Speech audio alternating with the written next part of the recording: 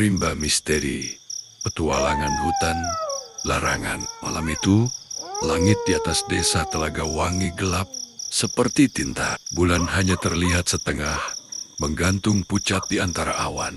Dari kehauan hutan larangan, tampak seperti makhluk raksasa yang sedang tidur, dengan pohon-pohon tinggi sebagai punggungnya dan kabut tipis sebagai napasnya. Di kelas, Pak Guru berdiri di depan murid-muridnya sambil mematikan lampu. Hanya cahaya senter kecil di tangannya yang menyala. "Anak-anak," katanya pelan, "hari ini kita akan belajar tentang keberanian dan kebersamaan. Tapi ingat, keberanian bukan berarti nekat." Semua murid menelan ludah. Jaki menyeringai, mencoba terlihat berani. Gina dan Siti saling berpegangan. Iki berbisik, "Aku sudah tidak enak firasat." Sementara Basir, Suud, Rayyan, Ziyad, dan Rida terlihat tegang tapi penasaran. Bisikan di gerbang hutan. Sore itu, mereka berdiri di depan gerbang alami hutan larangan. Dua pohon besar melengkung, seperti pintu masuk ke dunia lain. Angin bertiup pelan, membuat daun-daun berdesir seperti suara bisikan. "Apa kalian dengar itu?" "Tanya Rida." Seperti. Ada yang memanggil," jawab Ziyad dengan suara gemetar. Pak Guru mengangkat tangannya. "Tenang, hutan hanya menyambut tamunya." Mereka melangkah masuk. Cahaya matahari perlahan menghilang, digantikan bayangan gelap dan kabut yang semakin tebal. Suara burung menghilang. Yang tersisa hanya langkah kaki mereka dan detak jantung yang semakin cepat. Terlihat ada dua mata di kegelapan. Tiba-tiba, Rayyan berhenti dan menunjuk ke arah semak. Aku lihat mata. Semua menoleh. Di balik, daun dua titik cahaya kuning bersinar, lalu menghilang. Gina menjerit kecil. "Apa itu?" Jaki maju setengah langkah, mungkin cuma hewan. Namun, dari arah lain, terdengar suara ranting patah. Basir dan Suud saling pandang. "Kita tidak sendirian," bisik Suud. Pak Guru menyalakan senter lebih terang.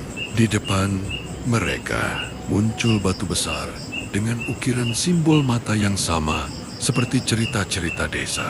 Kabut mulai berputar di sekeliling mereka, seperti dinding yang menutup jalan keluar.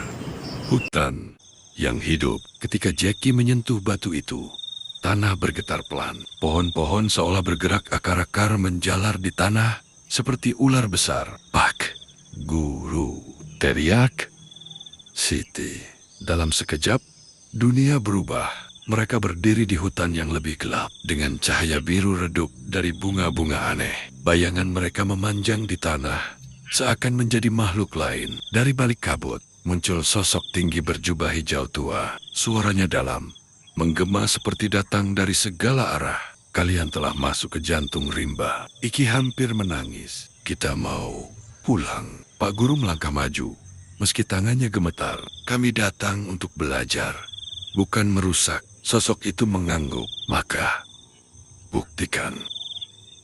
Lorong ketakutan. Tanah di depan mereka terbelah, membentuk 3 lorong gelap. "Setiap lorong akan menguji keberanian dan kejujuran kalian," kata sosok itu. Mereka dibagi. Jaki, Basir, dan Suud masuk lorong yang dipenuhi suara langkah. Padahal tidak ada siapapun di belakang mereka. Gina, Siti, dan Iki melewati jalan dengan bayangan yang meniru gerakan mereka. Rayyan, Ziyad, dan Rida berjalan di lorong penuh bisikan yang mencoba membuat mereka saling menyalahkan.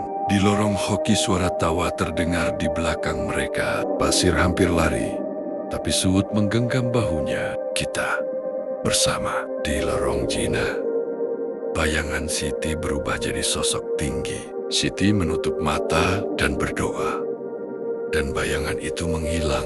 Di lorong Rayyan, bisikan berkata, "Tinggalkan temanmu." Tapi Rayyan berkata keras, "Tidak, kami satu tim." Cahaya muncul di ujung setiap lorong. "Rahasia," penjaga rimba. Mereka kembali berkumpul. Sosok berjubah itu kini tampak lebih ramah.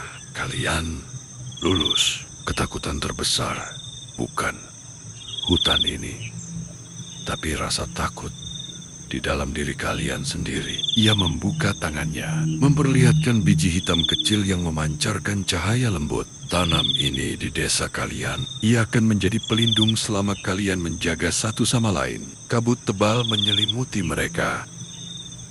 Pulang dengan rahasia. Ketika kabut menghilang, mereka sudah kembali di tepi hutan larangan.